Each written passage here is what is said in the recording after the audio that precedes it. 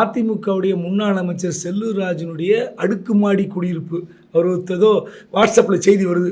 அவர் தோட்டத்து வீடு, ஒரு பண்ணை வீடு வைத்திருக்கிறார்.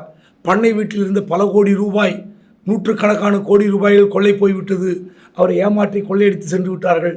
அதாவது இன்னொரு கொடநாடு கேஸ் மாதிரி கொண்டு போகிறாங்க வாட்ஸ்அப்பில். உண்மை அல்ல. அவருக்கு பண்ணை வீடும் அல்ல. அவர் ஒரு அப்பார்ட்மெண்ட்டில் இருக்கார் மதுரையில்.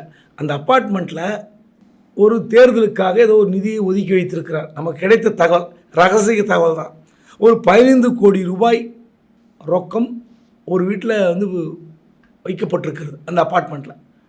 அந்த பணம் 15 கோடி ரூபாய் பணம் அங்கே வைக்கப்பட்டிருப்பது அவரை தவிர வெகு சிலருக்கு தான் தெரிஞ்சிருக்க வாய்ப்பு.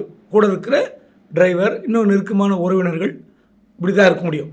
அந்த 15 கோடி ரூபாவை யாரோ திருடிட்டாங்க. ஆனால் 15 கோடி ரூபாய் கொள்ளையடிக்கப்பட்டு விட்டதுன்னு புகார் கொடுத்தா அதில் இடி, ஐடி எல்லாம் வரும். பட் இடி, ஐடிலாம் வராது. ஏன்னா ஒரு பாஜக கூட்டணியில் இருப்பதால் அதுக்கு வருவதற்கு வாய்ப்பில்லை என்று நம்பலாம். ஆனால் இது நாளைக்கு சிக்கல் வரும். இந்த 15 கோடி ரூபாய்னு சொல்லி புகார் கொடுக்காம இங்கே இருக்கிற மாவட்ட அமைச்சர் மூர்த்தியிடம் போய் ரகசியமாக சந்திக்கிறார்.